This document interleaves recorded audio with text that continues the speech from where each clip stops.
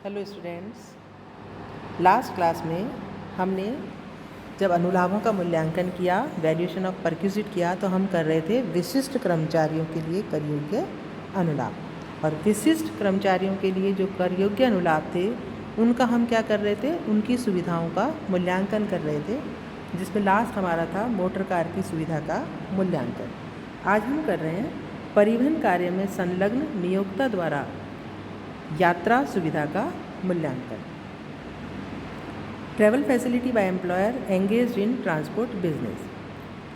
देखो, परिवहन कार्य में लगी संस्था द्वारा यदि अपने कर्मचारी या उसके परिवार के सदस्यों को एक स्थान से दूसरे स्थान पर लाने अथवा ले जाने या माल को लाने अथवा ले जाने की कोई सुविधा प्रदान की जाती है, तो सुविधा का मूल्य ऐसी राशि होगी जो ऐसी परिवहन संस्था द्वारा सामान्य व्यक्ति से ऐसी सुविधा के रूप में वसूल की जाती, यानी कि सामान्य परिस्थिति में करदाता को जो राशि इसके लिए चुकानी पड़ती वही सुविधा का मूल्य होगी। अगर मान लीजिए इसमें भी नियोक्ता द्वारा कोई राशि कर्मचारी से वसूल कर ली गई है, तो हम उस वसूल की गई राशि को ज्ञात सुविधा के मूल्य में से कम करके शेष की सुविधा का मूल्य मानेंगे। अब इसमें एक चीज़ आप ध्यान रखें, यदि ऐसी सुविधा सेवा मुफ्त कर्मचारी को अथवा कर्मचारी के मृत्यु के पश्चात उसके परिवारजन को प्रदान की जाती है, तो ऐसी सुविधा का मूल्य शून्य होगा। मतलब कर्मचारी रिटायर हो गया है या उसकी मृत्यु के पश्चात उसके परिवारजन को यदि ऐसी कोई फैसिलिटी मिली है तो वो शून्य होगी। इसी तरीके से रेलवे एवं एयरवे के कर्मचारियों को प्रदान की गई यह सुविधा करमुक्त होती है। अगली सुविधा हमारी आती है चिकित्सा सुविधा, मेडिकल फैसिलिटी। देखिए, नियोक्ता द्वारा कर्मचारी को या उसके परिवार के किसी सदस्य को चिकित्सा सुविधा या कर्मचारी द्वारा किए जाने वाले चिकित्सा व्ययों का यदि रियम्बर्समेंट या पुनर्भरण किया गया है, तो ऐसी सुविधा निम्न परिस्थितियों में कर मुक्त होगी। अगर वो कर मुक्त नहीं है तो फिर वो शेष स्थिति में क्या होगी, कर योग्य हो जाएगी। ठीक है, पहली हम इसमें लेते हैं भारत में चिकित्सा सुविधा। नियोक्ता द्वारा, मतलब अगर कोई कर्मचारी है और वो अगर चिकित्सा सुविधा ले रहा है भारत में, तो कहाँ कहाँ ले सकता है? नियोक्ता द्वारा संचालित अस्पताल में ले सकता है, सरकार, स्थानीय सत्ता अथवा सरकार द्वारा स्वीकृत चिकित्सालय में ले सकता है, मुख्य आयकर अधिकारी द्वारा अनुमोदित अस्पताल में वो आयकर अधिनियम 3A में वर्णित बीमारियों का इलाज करवा सकता है, सरकारी कर्मचारी के इलाज के लिए सरकार द्वारा मान्यता प्राप्त कोई भी निजी अस्पताल में वो इलाज करवा सकता है, केंद्रीय सरकार से अनुमोदित किसी योजना अथवा बीमानक एवं विकास प्राधिकरण की स्वास्थ्य बीमा प्रीमियम का नियोक्ता द्वारा यदि भुगतान किया जाता है, तो इस तरीके से वो क्या कर सकता है, उपरोक्त इन सब में वो भारत में चिकित्सा प्राप्त कर सकता है। दूसरा, यदि मान लीजिए उसको इस तरीके की बीमारी है कि उसको भारत के बाहर चिकित्सा सुविधा लेनी पड़ रही है, तो ऐसी स्थिति में हम किस तरीके से करमुक्त राशि की गणना करेंगे? तो नियोक्ता द्वारा कर्मचारी अथवा उसके परिवार के सदस्यों के लिए भारत के बाहर चिकित्सा सुविधा उपलब्ध कराने पर निम्न राशियां करमुक्त होंगी। पहली, चिकित्सा पर वास्तविक व्यय, मतलब यदि भारत के बाहर आउट ऑफ इंडिया जाकर के यदि कर्मचारी इलाज करा रहा है तो चिकित्सा पर जो वास्तविक व्यय हुआ है वो राशि करमुक्त होगी। लेकिन यहाँ जो ध्यान रखने वाली बात है वो क्या है कि ये राशि भारतीय रिजर्व बैंक द्वारा स्वीकृत विदेशी मुद्रा से अधिक नहीं होगी। मान लो उसको स्वीकृत हो गई राशि 5 लाख, लेकिन रिजर्व बैंक ने 4 लाख की स्वीकृत की है विदेशी मुद्रा के रूप में, तो 4 लाख रुपए तक की राशि ही स्वीकृत होगी। दूसरा, विदेश में रोगी के एवं एक अन्य व्यक्ति के, जो कि उसके अटेंडेंट के रूप में जाएगा, उसके रहने के व्यय स्वीकृत होंगे, लेकिन यह राशि भारतीय रिजर्व बैंक द्वारा स्वीकृत विदेशी मुद्रा से अधिक नहीं होगी।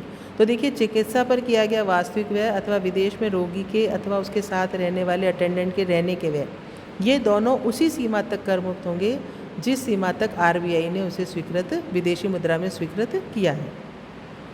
अगला है रोगी एवं परिचारक के विदेश जाने पर हुआ यात्रा व्यय, ट्रैवलिंग एक्सपेंडिचर, किंतु यह राशि तभी कर मुक्त होगी जबकि कर्मचारी की ग्रॉस टोटल इनकम, सकल कुल आय, इस सुविधा को सम्मिलित करने से पहले 2 लाख रुपए से अधिक नहीं हो। यानी कि ट्रैवलिंग अलाउंस जो है वो यदि कर्मचारी की सकल कुल आय 2 लाख रुपए से अधिक नहीं होगी तभी कर मुक्त होंगे। अब यहाँ जो चीज़ें हमें ध्यान रखनी है वो क्या करनी है, क्या ध्यान रखना है बिंदु, कि नियोक्ता द्वारा कर्मचारी को प्रदान किया गया चिकित्सा भत्ता पूर्णतः कर योग्य होता है। इस संबंध में कर्मचारी द्वारा लिए गए चिकित्सा व्ययों को ध्यान में नहीं रखा जाता। तो ये एक फ़र्क रहता है चिकित्सा भत्ते में और चिकित्सा सुविधा में। अब हम बात कर रहे हैं कि कर्मचारी के परिवार के सदस्यों में किस किस को शामिल किया जाता है। तो कर्मचारी स्वयं, उसका जीवन साथी एवं उसके बच्चे, और बच्चे वो जो कर्मचारी पर आश्रित है या स्व आश्रित है, विवाहित है या अविवाहित है, यानी कि कर्मचारी के बच्चों को इसमें शामिल किया जाता है।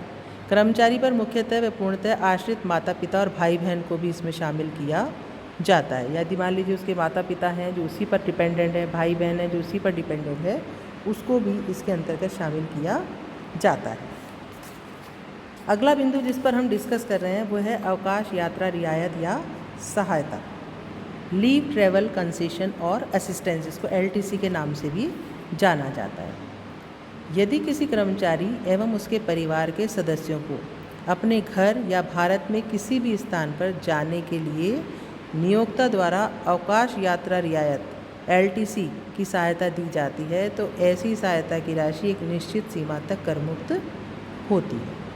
और ये जो यात्रा रियायत कर्मचारी एवं उसके परिवार के सदस्यों द्वारा सेवा काल के दौरान या सेवानिवृत्ति या नौकरी की समाप्ति पर अपने घर या भारत में किसी भी अन्य स्थान पर जाने के लिए दी जा सकती है। ठीक है, अब इसमें कटौती की राशि कैसे ज्ञात करेंगे? कटौती की राशि ज्ञात करने के लिए हम कुछ राशि की गणना करेंगे, उसमें जो न्यूनतम राशि होगी वही करमुक्त होगी। पहला, नियोक्ता से प्राप्त वास्तविक राशि, लीव ट्रैवल कंसेशन के लिए LTC के लिए नियोक्ता से प्राप्त वास्तविक राशि। दूसरा, कर्मचारी द्वारा यात्रा पर वास्तविक व्यय की गई राशि। मान लीजिए नियोक्ता से राशि प्राप्त हुई 5 लाख और कर्मचारी ने खर्च कर दी 6 लाख, ठीक है ना। तो हम दो अंतर हो गया, मतलब नियोक्ता से प्राप्त वास्तविक राशि या नियोक्ता द्वारा कर्मचारी द्वारा यात्रा पर किया गया वास्तविक व्यय की राशि। और तीसरा हम क्या करेंगे कि परिस्थितियों को देखते हुए ज्ञात की गई राशि। परिस्थितियों से यहाँ क्या तात्पर्य है? देखो, जो तीसरी राशि हम गणना कर रहे हैं उसके लिए हम परिस्थिति के अकॉर्डिंग तीसरी राशि ज्ञात करेंगे। पहली परिस्थिति, यदि यात्रा विमान द्वारा की जाती है तो सबसे छोटे रास्ते से राष्ट्रीय परिवहन के विमान की इकोनॉमी क्लास का किराया। दूसरा, यदि यात्रा प्रारंभ करने का स्थान व गंतव्य स्थान रेल पथ से जुड़े हुए हैं तथा यात्रा विमान के अलावा अन्य किसी साधन से की जाती है तो सबसे छोटे रास्ते से रेल की एयर कंडीशनड वातानुकूलित प्रथम श्रेणी एयर कंडीशन फर्स्ट AC जो होता है हम जिसको कह रहे हैं के किराए की राशि।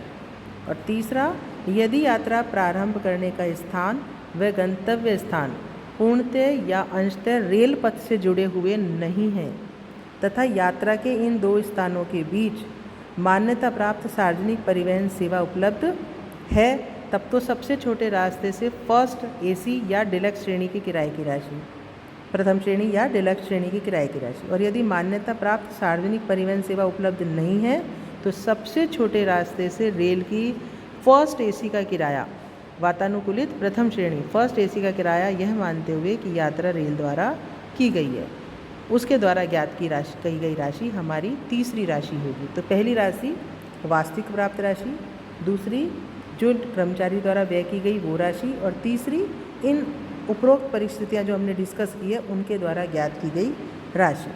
इन राशियों में से जो राशि होगी वो तीनों में से जो सबसे कम होगी उसकी करमुक्ति प्रदान की जाएगी, शेष राशि जो है वो कर योग्य हो जाएगी। अब बात यह है कि ये करमुक्ति करदाता कितनी बार प्राप्त कर सकता है। देखिए, ये जो अवकाश यात्रा रियायत या सहायता है LTC की जो सुविधा है ये कर्मचारी को 1 जनवरी 1986 से प्रारंभ की गई और ये 4-4 वर्षों में 2 बार अधिकतम कर्मचारी को दी जाती है। तो 1 जनवरी 86 से ये शुरू हुई और प्रत्येक 4 वर्ष के एक खंड को मानते हुए कर्मचारी को एक खंड में 2 बार ये सुविधा दी गई है।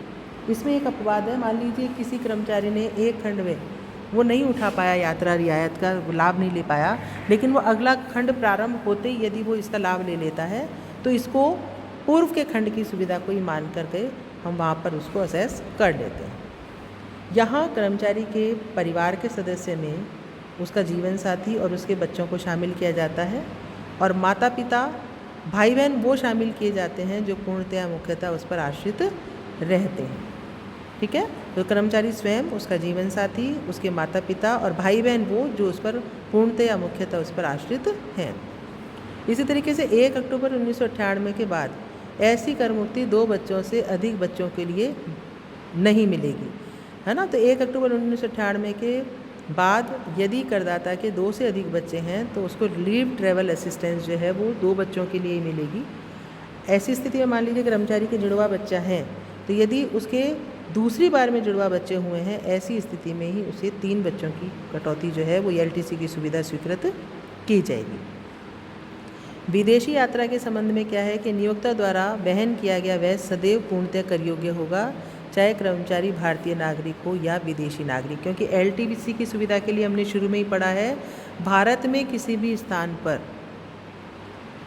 अगर वो जाता है तो उसको ये सुविधा कर मुक्त हो सकती है, लेकिन यदि विदेशी भ्रमण पर जाता है तो ये सुविधा पूर्णतः कर योग्य होगी।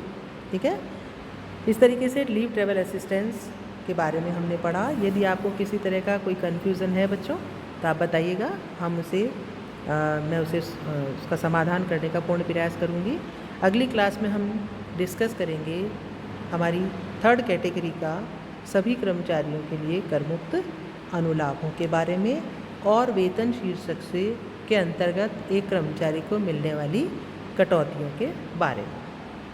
धन्यवाद।